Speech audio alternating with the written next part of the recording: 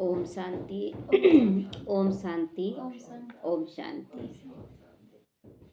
बाबा कह रहे मीठे बच्चे, तुम ये राजयोग की पढ़ाई पढ़ते हो रजाई के लिए। राजयोग रजाई के लिए ही पढ़ाई है, दास दासी प्रजा के लिए नहीं है। तो हम लोगों को भी इसको राजयोग अपने ऊपर देखना है कि हम कितना अपने ऊपर राज्य कर रहे हैं। जितना हम राज्य करेंगे उतना हम रजाई के हकदार बनेंगे। तो यह है तुम्हारी नई पढ़ाई। ये तो नई पढ़ाई हो गई ना कि रजाई के लिए भी पढ़ाई होता है।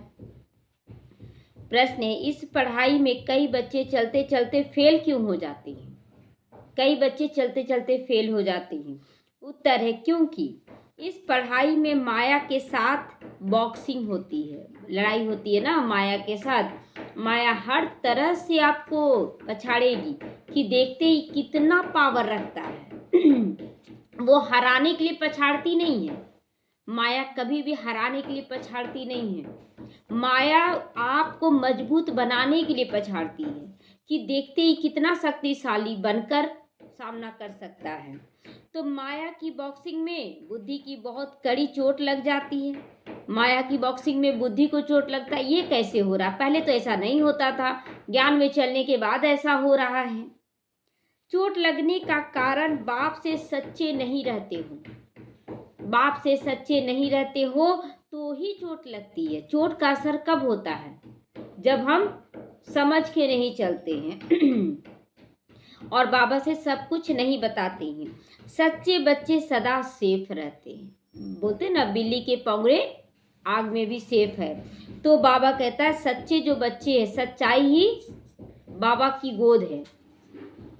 ओम शांति।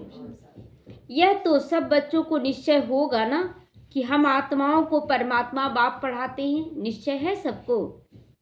5000 वर्ष के बाद एक ही बात बेहद का बाप आकर बेहद के बच्चों को पढ़ाते हैं। कोई नया आदमी अब बात सुने तो समझ ना सके कि भगवान कहाँ है, कौन पढ़ा रहा है, किसको पढ़ा रहा है। रूहानी बाप रूहानी बच्चे क्या होते हैं ये भी समझ नहीं सकेंगे। तुम बच्चे जानते हो हम सभी ब्रदर्स हैं। वह हमारा बाप भी है, टीचर भी है और सुप्रीम गुरु भी है। तुम बच्चों को यह जरूर ऑटोमेटिकली याद रहना रहेगा।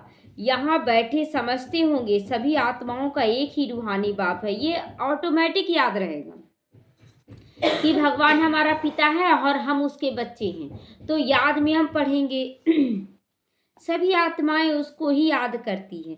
कोई भी धर्म का हो, सभी मनुष्य मात्र जरूर याद करते। कोई भी धर्म, यहाँ धर्म की बात ही नहीं है। धर्म तो शरीर से बन गया है, अलग अलग धर्म, लेकिन आत्मा का तो एक ही धर्म है। तो बाप ने समझाया आत्मा तो सब में है ना, चाहे रूह बोलो, चाहे आत्मा बोलो, चाहे लाइट बोलो। तो अब बाप कहते थे कि सभी धर्म छोड़ अपने को आत्मा समझो। तो अब बाप कहते देह के सभी धर्मों को छोड़ अपने को आत्मा समझ कर चलो। देह का सभी सभी धर्म में सब धर्म आ जाता है। हिंदू मुस्लिम सिख ईसाई तो आता ही है, लेकिन मैं पति हूँ, मैं पत्नी हूँ, मैं ये हूँ, जो भी रिश्ता है सब खत्म। मैं आत्मा हूँ, आत्मा बनकर हर एक के लिए अच्छा सोचना है। अभी तुम आत्मा यहाँ पाठ बजा रही हो, कैसा पाठ बजाती हो वह भी समझाया गया है। बच्चे भी नंबरवार पुरुषार्थ अनुसार ही समझते हैं। अब कैसा पाठ, आत्मा समझने का मतलब ये थोड़ी है कि हम सब कुछ छोड़ छाड़ दें। आत्मा समझने के मतलब है कि हम एक जैसा व्यवहार करें सबके साथ, कोई अपना या पराया नहीं, कोई दोस्त या दुश्मन नहीं। तो तुम तो राजयोगी हो ना, अपने ऊपर राज करेंगे तब तो हम दूसरे के ऊपर राज कर पाएंगे। अपने ऊपर राजी ही नहीं है। कोई छोटी सी बात बोल दी परेशान हो गए, कोई बात नहीं कर रहा तो परेशान हो गए। तो पढ़ने वाले सब योगी ही होते हैं। अगर पढ़ने वाले हैं तो योग किससे लगा हुआ है?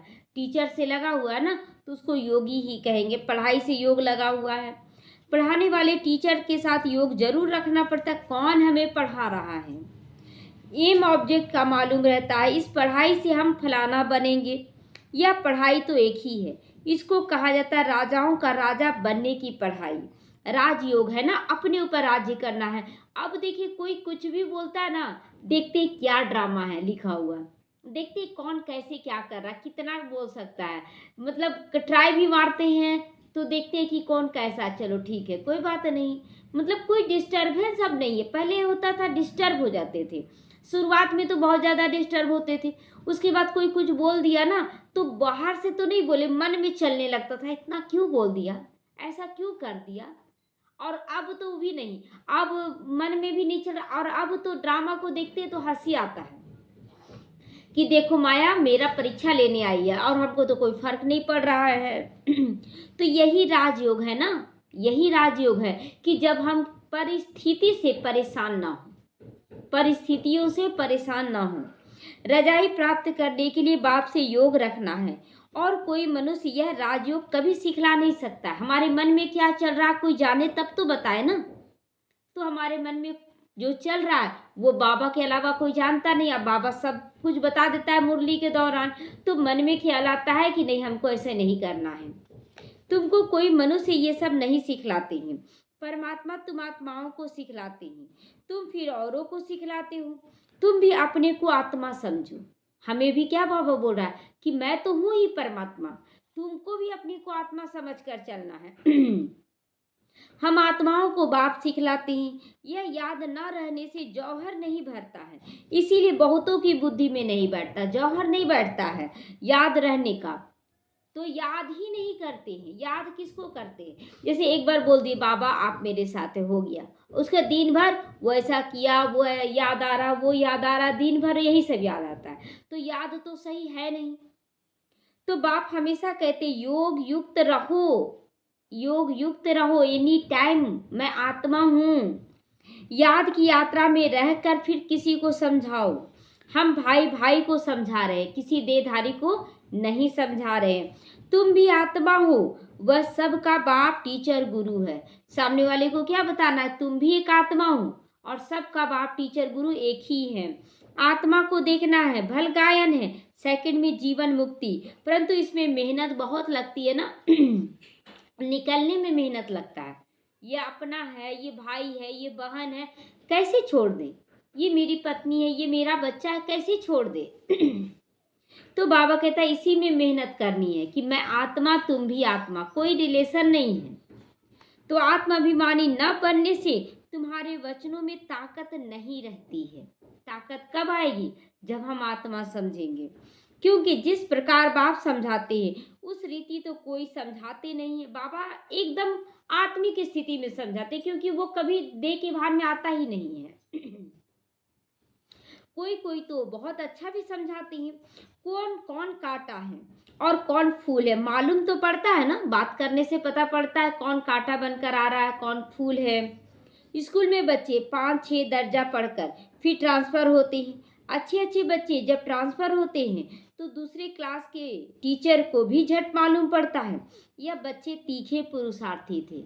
जब कोई बच्चा अच्छा पढ़ने वाला रहता है तो बोलता दूसरे क्लास में चला जाता है, दूसरे स्कूल में, तो टीचर को हमेशा याद रहता है कि ये बच्चा बहुत अच्छा था, ये ग्रुप बहुत अच्छा था। ऐसे टीचर लोग भी याद रखते हैं। तो इन्होंने बहुत अच्छा पढ़ा हुआ था। कल ही एक मतलब टीचर है तो वो हमेशा बोलते थे ना कि इस साल का जो स्टूडेंट का ग्रुप था बहुत अच्छा ग्रुप था। तो उसी से पढ़ रही है तो पूछी बेटी कि सर कौन कौन पढ़ता था उस साल, तो नाम नहीं बताएंगे लेकिन वो ग्रुप बहुत अच्छा था। दो परिवार के ही बच्चे हैं हमारे, तो वही बच्चा का ग्रुप था, उन लोगों का ग्रुप बहुत अच्छा था। तो बोलती है कि उन लोग का ग्रुप ऐसा था कि रात को जब दिन भर तो ट्यूशन स्कूल जो भी है करना अपना, रात को 10-11 बजे सब मोबाइल से कॉन्फ्रेंस में आता था। और कॉन्फ्रेंस में ना मतलब सब क्वेश्चन एक दूसरे से पूछता था, क्वेश्चन ग्रुप डिस्कशन, हाँ डिस्कशन करता था। और जो नहीं बता पाया कोई और बता दिया, इससे क्या होता था हल निकल जाए। और जो हल नहीं निकलता था तब वो मास्टर के पास जाता था कि सर ये बता दीजिए, लेकिन आपस में पहले कोशिश करता था। तो एक ग्रुप था। और बहुत ऐसा ग्रुप होता है कि ईर्ष्या बस नहीं बताता है, या फिर मन नहीं लग रहा है, मोबाइल फालतू देख रहा है, इस तरह से देखता है लोग।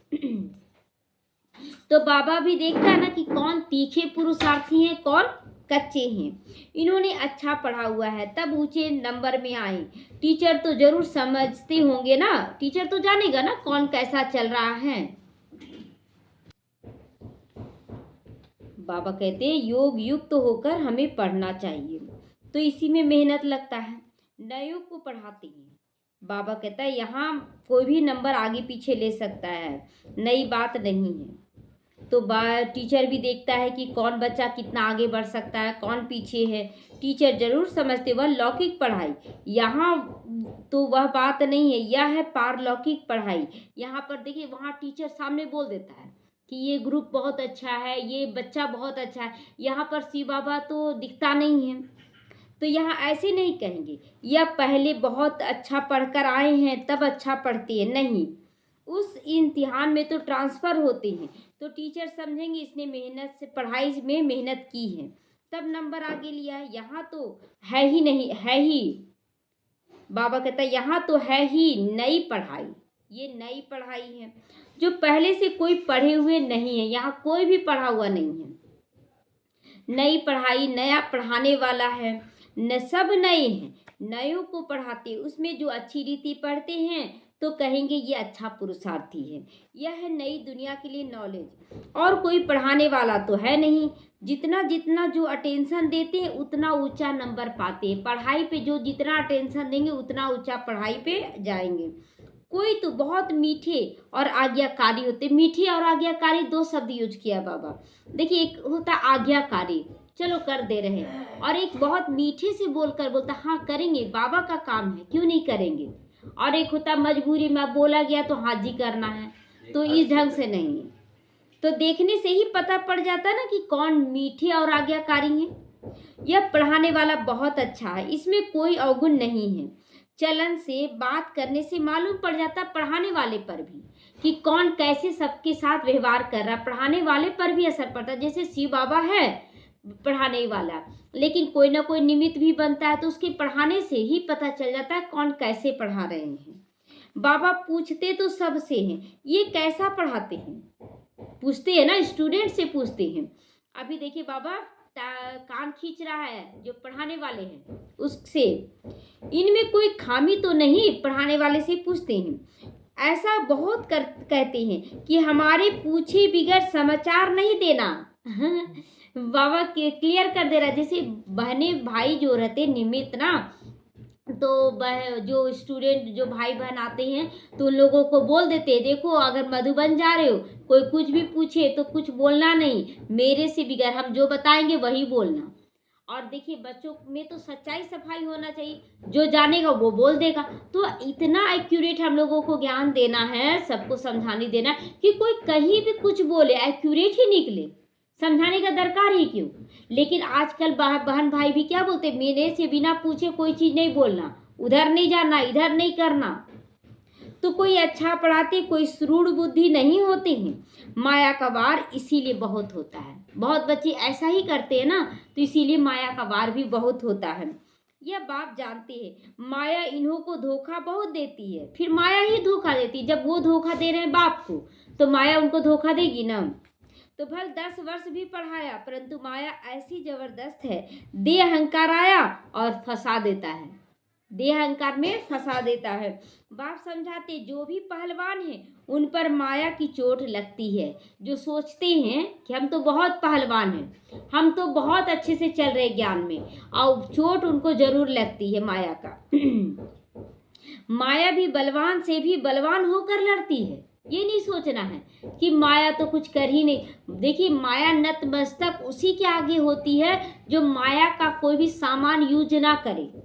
माया का सामान क्या है, ये विकार, ये विकार अगर यूज कर रहे हैं हम तो माया को पछाड़ेगी। लेकिन माया भी चाहती है कि आप मेरे ऊपर रहें, लेकिन हम माया का सामान यूज करेंगे तो माया से नीचे हो गए। तो तुम समझते होगे बाबा ने जिसमें प्रवेश किया वो तो नंबर 1 है, फिर सब नंबरवार तो बहुत है ना। बाबा मिसाल करके एक दो को का देते हैं, मिसाल भी देते, ये बच्चा बहुत अच्छा पढ़ता है, ये बच्चा बहुत आगे जा सकता है, ऐसे बोलते थे बाबा।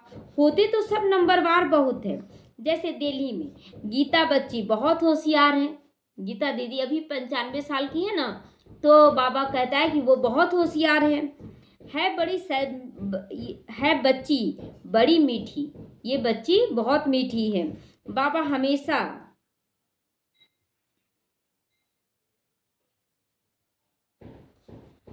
बाबा हमेशा कहते गीता तो सच्ची गीता है। गीता दीदी का नाम पहले गीता नहीं था, माया था। लेकिन माया से बदलकर बाबा नाम दिया गीता। हाँ, तो मनुष्य वह गीता पढ़ती है, परंतु यह नहीं समझते कि भगवान ने कैसे राजयोग सिखाकर राजाओं का राजा बनाया था। कैसे, ये सवाल तो रहता ही था कि कैसा नियम है कि राजा का बेटा ही राजा बनेगा, दूसरे को तो मिलेगा ही नहीं चांस। उससे अच्छा तो अभी है, चलो एक प्रधानमंत्री बैठा तो फिर दूसरे को, उसको उतार कर दूसरे को बैठाया गया, सबको मौका। लेकिन ये सारा पढ़ाई पर ही होता है, और वो पढ़ाई इस समय का है। तो बरोबर सत्युग था, एक धर्म था। कल की बात अब लगती है ना कि कल आए, आज यहाँ पढ़ रहे, फिर कल चले जाएंगे वहाँ। तो बाप कहते कल तुमको इतना साहूकार बनाकर गया, तुम पद्मा पदम भाग्यशाली थे। अब तुम क्या बन गए हो, देखो अपने आप को क्या बन गए अभी। तो तुम फील करते हो ना कि कहाँ देवी देवता और कहाँ। शुरुआत में तो जब बोला गया था ना कि हम लोग ही देवी देवता बनने वाले हैं, तो मन में होता ये कैसे हो सकता है, वो देवी देवता और हम देवी देवता बन जाएंगे, कभी नहीं हो सकता। लेकिन फिर बोलते थे भगवान कह रहा है, ये विश्वास था कि ये शब्द भगवान की है, तो क्यों नहीं बन सकती है, ये भी था। तो उन गीता सुनाने वालों से कोई तो फीलिंग आती है, कोई को फीलिंग आती है क्या कि मतलब गीता सुना रहे तो हमको कुछ बना देंगे? नहीं, बस कन रस होता है, जरा भी नहीं समझते। ऊंचे से ऊंचा श्रीमद् भगवान भागवत गीता ही गाई हुई है। वह तो गीता किताब बैठ पढ़ते और सुनाते रहते हैं, बाप तो किताब नहीं पढ़ते ना। अभी देखिए, अभी जो बहन पकड़ा रही है कि माया से हम दूर रहने थोड़ी बोले हैं, सब कुछ यूज करो, लेकिन जब वो ज्ञान देती है तो माया से दूर रहने का ज्ञान देती है, लेकिन वो खुद नहीं दूर रहती है, तो कोई मान रहा है उसको? अगर आप आध्यात्मिकता की ओर जा रहे हैं तो आपका रहन सहन एकदम सादा, स्वच्छ और सच्चा होना चाहिए, उसमें झूठ का मिलावट नहीं होना चाहिए, तभी लोग आपको स्वीकार करेंगे और आपका वाइब्रेशन तभी फैलेगा। तो बात तो किताब नहीं पढ़ती है, फर्क है ना दोनों में। वो किताब पढ़कर यानी गीता पढ़कर सुनाती है, यहाँ बाबा कोई किताब नहीं पढ़ रहा है, उनको याद की यात्रा तो है नहीं, वह तो नीचे गिरते ही रहे। सर्वव्यापी के ज्ञान से सब देखो कैसे बन गए, सब सर्वव्यापी के ज्ञान से कोई किसी को ऊंचा नीचा कुछ नहीं, सब हम भी है तुम भी हो। लेकिन यहाँ बाबा क्लियर करा कि बाप तो एक ही है। तुम जानते हो कल्प कल्प ऐसे ही होगा। बाप कहते हैं तुमको सिखलाकर विषय सागर से पार कर देता हूँ। विषय क्या है कि हम उसको देखें, हम उसके जैसा करने लगे, उसको देखें ये चाहना रख लिए, यही विषय है। तो हमें विषय में नहीं, हमें तो बाप की श्रीमत पर बस चलना, कोई विषय नहीं कि ये चाहिए वो चाहिए, इच्छाओं को समाप्त कर देना है। कितना फर्क हो गया ना। शास्त्र पढ़ना तो भक्ति मार्ग हुआ, तो बाप कहते यह पढ़ने से मेरे से कोई नहीं मिलता। बाबा क्लियर करा कि अगर आप कितना भी शास्त्र पढ़ लें, मेरे से आप नहीं मिल सकते। कैसे मिलेंगे? जब आप प्रेम का पढ़ाई पढ़ेंगे, जब हर आत्मा के लिए अच्छा सोच कर चलेंगे। तो वह समझते हैं कि कोई भी तरफ जाओ, पहुंचना तो सबको एक ही जगह। ये लोग पहले भी बोलते थे घोड़ा चाहे हाथी चाहे जिस पे भी जाओ, जाना तो एक ही जगह है। कभी कहते हैं कि भगवान किसी न किसी रूप में आकर पढ़ाएंगे, और फिर कह देते हैं सर्वव्यापी। अच्छा, किसी न किसी रूप में आएंगे, पता नहीं किस रूप में आकर नारायण मिल जाएंगे, मतलब यहाँ नहीं है, वो आएंगे, उनका मर्जी, वो आएंगे। तो यानी कि सर्वव्यापी तो हुआ नहीं। फिर तो जब बाप को आकर पढ़ाना है तो फिर तुम क्या पढ़ाते हो? तुम क्या पढ़ाते हो? जब भगवान को आकर पढ़ाना है तो तुम क्या पढ़ाते हो? बाप समझाते गीता में आटे में नमक मिसल कोई राइट अक्षर है जिससे तुम पकड़ सकते हो। सत्युग में कोई भी शास्त्र आदि होते ही नहीं, यह है ही भक्ति मार्ग के शास्त्र। ऐसे नहीं कहेंगे कि यह अनादि है, ऐसे नहीं कहेंगे कि यह अनादि है, शुरू से चले आते हैं, नहीं, शुरू से ये शास्त्र नहीं चले आते हैं। अनादि का अर्थ नहीं समझते। बाप समझाते ये तो ड्रामा अनादि बरोबर बना हुआ है, ड्रामा अनादि बरोबर बना हुआ है। तुमको बाप अभी राजयोग सिखाते, बाप कहते अभी तुमको सिखलाता हूँ, फिर तुम गुम हो जाते हो, गुम हो जाते हैं ना, फिर भूल जाते हैं बाबा को। तुम कहोगे हमारा राज्य अनादि है, राज्य वही है, सिर्फ पावन से बदले पतित होने से नाम बदल जाता है। देवी देवताओं का राज और कहाँ पतित मनुष्यों का राज। देवता के बदले फिर हिंदू कहलाते क्योंकि वो दैवी गुण दिव्यता का संस्कार नहीं है तो अनाद आदि सनातन देवी देवता धर्म के ही अभी भी, चाहे हिंदू कहे चाहे जो कहें। जैसे दूसरे सतो प्रधान से सतो रजो तमो में आती हैं, तुम भी ऐसे उतरते हो। जैसे सब कोई उतरता वैसे हम भी उतरते हैं।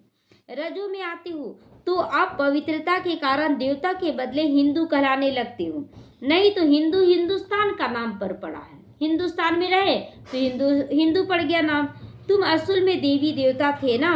देवताएं सदैव पावन होते हैं, सदैव पावन होते हैं, उनमें कोई विकारी अंश नहीं होता है, विकार से जन्म नहीं होता है। अभी तो मनुष्य पतित बन गए हैं तो नाम भी हिंदू रख दिया है। पूछो हिंदू धर्म कब और किसने रचा? कौन रचा हिंदू धर्म? तो बता नहीं सकेंगे। आदि सनातन देवी देवता धर्म था जिसको पैराडाइज अर्थात बहुत अच्छे अच्छे नाम दिए गए हैं। स्वर्ग है, पैराडाइज है, हेवन है। जो पास्ट हुआ वह फिर रिपीट होना है। इस समय तुम शुरू से लेकर अंत तक सब कुछ जान गए हो। शुरू से लेकर माना परम धाम से कैसे नीचे उतरे, सतयुग से कैसे कलयुग तक पाठ बजाए और संगम युग में कैसे आए, टोटल कुछ जान गए हैं। जानते जाओगे तो जीते रहोगे, जितना जानोगे जानते रहोगे तो जीते रहोगे। जीते रहने का मतलब बाप के बने रहोगे और नहीं पढ़ोगे तो माया के बन जाओगे। तो कई तो मर भी जाते हैं, मतलब बाबा को छोड़ देते हैं। मर जाना मतलब बाबा को छोड़ देना। तो बाप का बनते हैं तो माया की युद्ध चलती है। बाप का बनते हैं तो माया का भी तो युद्ध चलेगा। अब आप माया के राज्य में और माया के खिलाफ खड़े रहेंगे तो माया तो युद्ध करेगी ना। युद्ध होने से फिर ट्रेटर बन जाते हैं। यहाँ तो ऐसे सिखाया जाता है, यहाँ तो ऐसे बोला जाता है। तो रावण के थे, राम के बने। फिर रावण राम के बच्चों पर जीत पहन अपनी तरफ ले लेता है। कोई बीमार हो पड़ते हैं, फिर ना वहाँ के रहते हैं ना यहाँ के रहते हैं। बाबा कहता है कोई बीमार पड़ते हैं तो फिर ना यहाँ के रहते हैं ना वहाँ के रहते हैं। मतलब देखिए जैसे बाबा को छोड़ दिया कोई भी और गया तो बहुत अच्छा सब कुछ होने लगा माया की तरफ थोड़ा दिन, उसके बाद माया की तरफ बहुत ज़्यादा बीमार या दुखी हो जाते हैं। तो ना बाबा की तरफ रहे ना माया की तरफ रहे। तो क्या करना है, चाहे कुछ भी हो जाए, इसीलिए कहा जाता है चाहे मारो चाहे ठुकराओ लेकिन बाबा तेरा हाथ ना छोड़ेंगे। न छोड़े थे न छोड़ रहे हैं। न खुशी रही न रंज रहा, न खुशी रही ना कोई शिकायत रहा। शिकायत रहेगा बाबा से?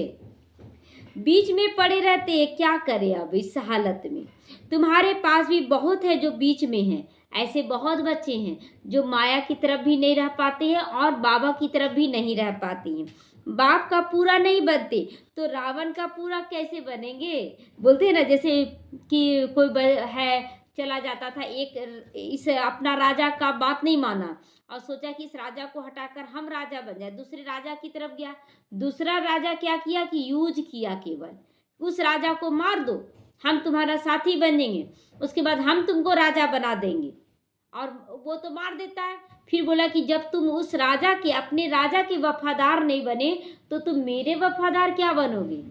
तो क्या करता है फिर उसको भी जेल में डाल दिया या गोली मार दिया, शूट कर दिया तो खत्म हो गया ना। तो उसी तरह माया का युद्ध है ये। हमें एक बाबा का ही संग रखना चाहे कुछ भी हो जाए। अभी तुम हो पुरुषोत्तम संगम युग पर उत्तम पुरुष बनने के लिए पुरुषार्थ कर रहे हो। ये बड़ी समझने की बातें हैं। बाबा पूछते हैं तो हाथ तो बहुत बच्चे उठा लेते हैं कि कौन बनेंगे। शुरू में जाते थे ना, ज्ञान में थे शुरुआत में, तो कोई आती थी दीदी लोग तो दीदी पूछती थी कौन कौन लक्ष्मी नारायण बनेंगे। एक तो विकार में सब जा रहे हैं, सब गलत खान पान विचारों का गंदगी और वाइट ड्रेस पहन के आ जाते थे और हाथ उठाने बोला गया सब उठाए हम लक्ष्मी। अरे पता तो पड़े कि हम लक्ष्मी नारायण कैसे बनेंगे। तो परंतु समझा जाता है बुद्धि नहीं है इसको, जो हाथ उठा दे रहे हैं बिना मतलब बिना कुछ किए भी। तो बाबा कहता है कि बुद्धि नहीं है। तो बहुत बच्चे हाथ उठा देते हैं, परंतु समझा जाता है बुद्धि नहीं है इसीलिए हाथ उठाते हैं, क्योंकि जब तक आपका तैयारी नहीं, वो बाप देख रहा है कि हमारी तैयारी क्या है। भल बाबा कहते हैं शुभ बोलो। अब बाबा तो बोलता है ना शुभ बोलो, तो शुभ बोलने का मतलब खाली बोलना होता है क्या? करना कुछ भी नहीं, करना है ना यहाँ पर।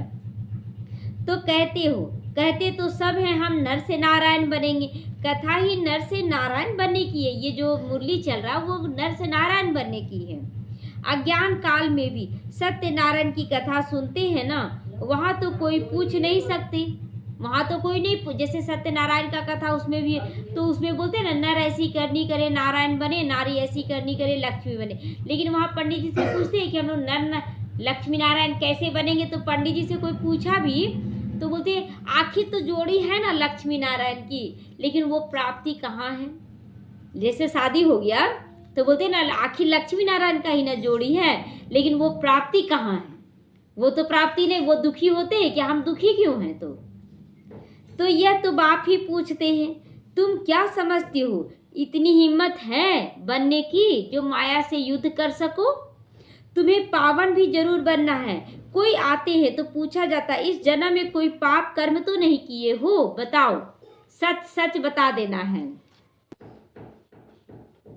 तो बाबा से सब कुछ सच बताना है। इस जन्म का भी सारा पाप, कोई भाई आज बता रही थी आशा दीदी भी, एक भाई अपना 64 पेज में लिखा अपना सारा जो पाप कर्म करते हैं, और फिर ये बोलते बोलते याद आने लगा तो और 10-12 पेज लिख दिए कि हम ये पाप किए। हम लोग लिखते हैं, हम लोग बताते हैं बाबा को।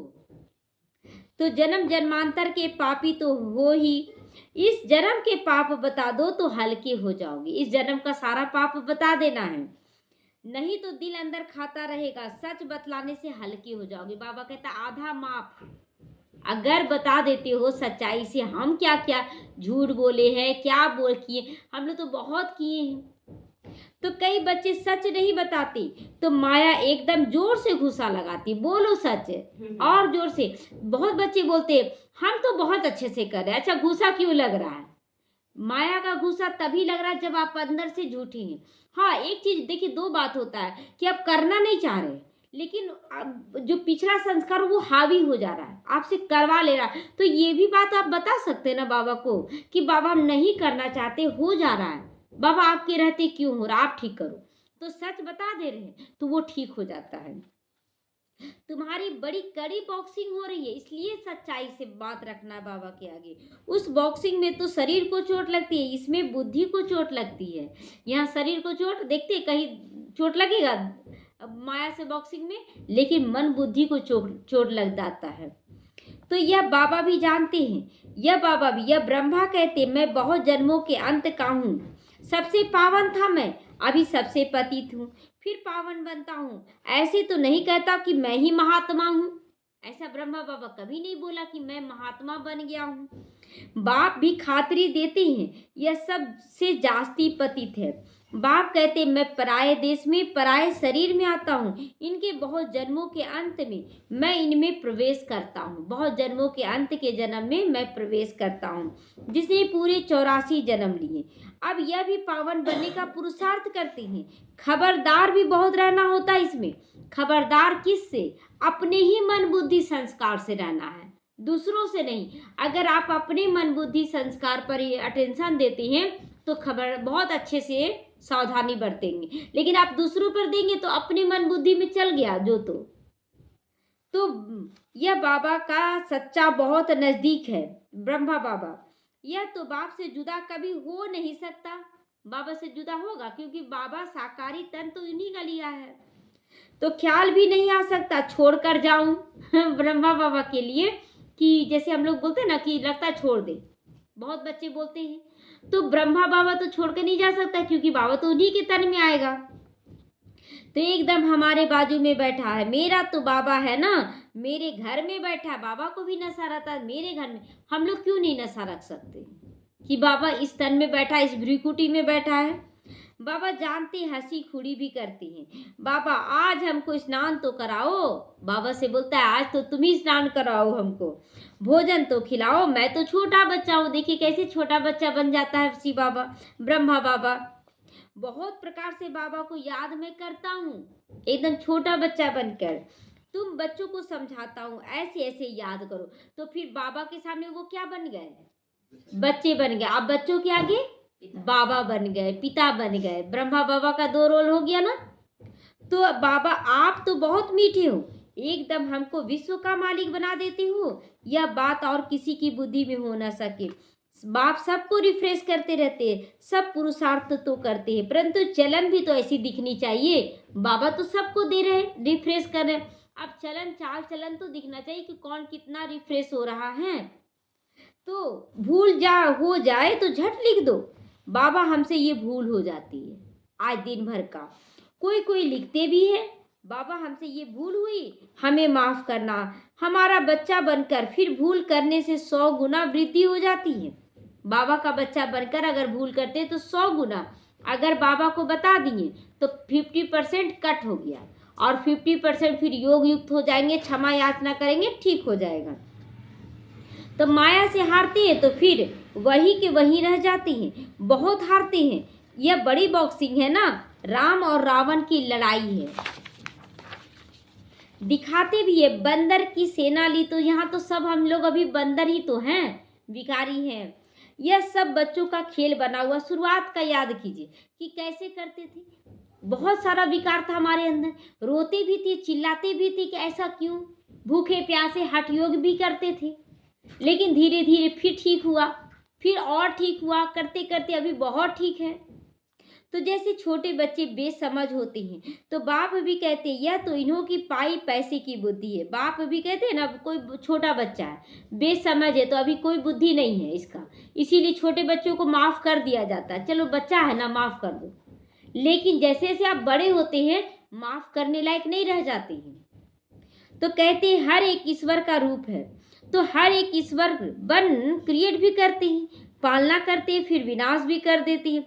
अब ईश्वर कोई का विनाश थोड़ी करते हैं, यह तो कितनी अज्ञानता है। इसीलिए कहा जाता है गुड़ियों की पूजा करते रहते। गुड़ियों की पूजा जैसे दुर्गा की मूर्ति बनाएं, कितना सजाएं धजाएं, पूजा किए, भोग लगाएं, फिर जाकर डुबोते हैं। डुबोते हैं तो नहीं डूबता है तो पैर से लात से क्या करते, उसको डुबोया जाता है। क्या कितना खराब है।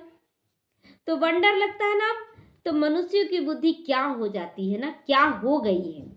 कितना खर्चा करते हैं, बाप उलाहना देते हैं। तुम हमको इतना बड़ा बना कर गया, तुमने क्या किया। हम तुमको इतना बड़ा बना कर गए, तुमने क्या कर दिया अपने आप को। कितना ऊंचा बनाए थे बाबा हम लोगों को। तुम भी जानते हो हम सो देवी देवता थे, फिर चक्र लगाते हैं। अभी हम ब्राह्मण बने, फिर हम सो देवता, सो क्षत्रिय, वैश्य, शूद्र, फिर चक्र चलता रहता है। बनेंगे, यह तो बुद्धि में बैठा हुआ है। यहाँ बैठते हो तो बुद्धि में ये सब नॉलेज रहना चाहिए, ये सारा कुछ चलना चाहिए। बाप भी नॉलेजफुल है ना, रहते भल शांति धाम में है, फिर भी उनको नॉलेजफुल कहा जाता है।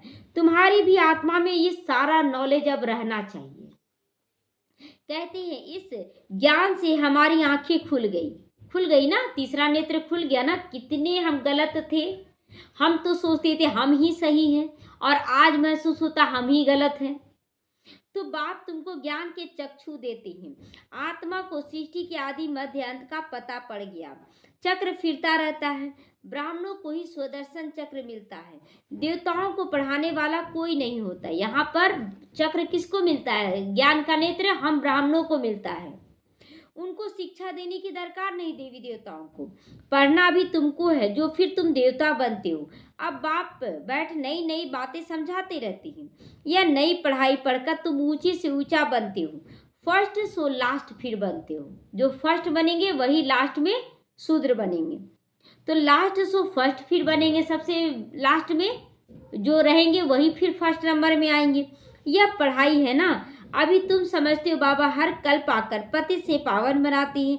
यह नॉलेज अब खलास हो जाएगी, यह नॉलेज खलास हो जाएगी। खलास होने का मतलब जैसे भोजन खाते हैं तो भोजन खलास हो गया, जो टेस्ट वाला भोजन खाए वो तो खलास हो गया। अब उससे जो ताकत मिलना था वो ताकत बन गया, ब्लड बन गया। अब वो भोजन वेस्ट के रूप में जो बच गया वो निकल जाता है। तो बाबा बोलता है ये ज्ञान तो बहुत दे रहे हैं, वैरायटी ज्ञान दिया जा रहा है, लेकिन आप जितना धारण करते हैं उतना आपका संस्कार बन गया, बाकी ज्ञान लोप हो जाएगा। अच्छा, मीठे मीठे सीखी लदे बच्चों प्रति माता पिता बाप दादा को याद प्यार और गुड मॉर्निंग। रूहानी बाप की रूहानी बच्चों को नमस्ते। हम रूहानी बच्चों की रूहानी माता पिता बाप दादा को याद प्यार गुड मॉर्निंग और नमस्ते नमस्ते। शुक्रिया बाबा, शुक्रिया। धारणा के लिए आज मुख्य सारे बहुत बहुत आज्ञाकारी मीठा होकर चलना है, मीठा भी होकर चलना है। मतलब आज्ञाकारी तो हम रहे, कोई बोल दिया कि ये काम आपको करना है, कर दिए, और कुछ गलती हुआ तो हम मीठा के बजाय कड़वा हो जाते हैं। ऐसा क्यों हुआ, ऐसा कैसे हो सकता है? तो हम उन पर क्वेश्चन मार्क लगा देते। तो मीठा होकर चलना है, हमसे क्या गलती हुआ है उस गलती को स्वीकार करते हुए चलना। चलो ये दोबारा नहीं होगा, तो दे अहंकार में नहीं आ जाना है। ऐसे होता है क्या? ऐसे कैसे कर सकते हैं? बाप का बच्चा बनकर फिर कोई भी भूल नहीं करनी है, कोई भी भूल नहीं करनी। अगर एक बार आप स्वीकार कर लिए ना बाप की कोई भी गलती, जैसे सूक्ष्म गलती भी हुआ, तो अगला तो बहुत बड़े रूप में आपसे बात करेगा। लेकिन आपको देखना कि गलती तो हुआ ना मेरे से, अब इस गलती को दोबारा हम नहीं करेंगे, तो वहीं बिंदी लगा देंगे तो ठीक हो जाएगा। लेकिन दे अहंकार की वजह से हम स्वीकार नहीं करते। क्या इतना बड़ा गलती था जो इतना ज्यादा सुनाना था? ये नहीं होना चाहिए। सुनने का भी शक्ति होता है ना, हाँ, सुनने का समाने का दोनों का शक्ति होना चाहिए। तो माया की बॉक्सिंग में बहुत बहुत खबरदार रहना है। कौन क्या कर लेगा? अच्छा, सुन ही लिए, चलो तो क्या हो गया, इससे कुछ हुआ क्या? यही तो निरहंकारी का प्रतीक है। तो अपने वचनों में ताकत भरने के लिए पहले आत्माभिमानी रहने का अभ्यास करो। हम ज्ञान तो सुनाने लग रहे हैं, चलो बहुत अच्छा ज्ञान, लेकिन हमारे अंदर सहन शक्ति नहीं है, तो कोई फायदा नहीं। हम वैसा ही बच्चा तैयार करेंगे। अगर हम सहन कर रहे हैं तो अगला भी सहन करेगा। तो स्मृति रहे, बाप का सिखलाया हुआ हम सुना रहे हैं तो उसमें जौहर रहेगा। बाबा दोनों तरफ के बच्चों को बोला आज कि सुनने वालों को भी क्या करना, सुनाने वालों को भी क्या करना। सुनाने वाले के अंदर भी अहंकार नहीं रहना चाहिए। वरदान है, अविनाशी नशे में यह रूहानी मजे और मौज का अनुभव करने वाले ब्राह्मण सो फरिश्ता भव। तो आप ब्राह्मण सो फरिश्ता सो देवताओं से भी ऊंचे हो। बाबा कहता है अभी देवताओं से भी हम ऊंचे हैं। देवताई जीवन में बाप का ज्ञान इमर्ज नहीं होगा, परमात्मा में मिलन का अनुभव भी नहीं होगा। इसीलिए सदा इसी नशे में रहो कि हम देवताओं से भी ऊंचे ब्राह्मण सो फरिश्ता हैं। ये बहुत ऊंचा पद है। यह अविनाशी नशा ही रूहानी मजे में और मौज का अनुभव कराने वाला होगा। सामने वाला अचानक शांत हो जाता है, कुछ भी आपका बाल भी बाका नहीं कर सकता। आप अपनी स्थिति में तो बने रहें, भागेंगे भागते रहेंगे। आज यहाँ पर तो कल वहां, क्या भरोसा, अभी तो सब माया के राज्य में है, संपूर्ण तो कोई बना नहीं है। तो अगर नशा सदा नहीं रहेगा तो कभी मजे में रहोगे, कभी नहीं भी रहोगे। रहेंगे हमेशा मजे में? नहीं, कभी मूंझ जाओगे फिर। इसीलिए पहले अपनी स्थिति को पावरफुल बना ले। स्लोगन, अपनी सेवा को भी बाप के आगे अर्पित कर दो, तब कहेंगे समर्पित आत्मा, मैंने ये सेवा किया, मैं ही कर सकता हूँ, मेरे बिना कोई नहीं कर सकता। ये सब आपकी भूल है। आप नहीं करोगे कोई और करेगा, करेगा तो कोई जरूर। बाबा का कार्य 86 साल से चल रहा है। कितनी आत्माएं आई, कितनी चली गई। 88 वर्ष। हाँ, तो बाबा कहता है कि जो सेवा को भी अर्पण करते हैं वही समर्पित आत्मा कहलाते हैं। ओम शांति।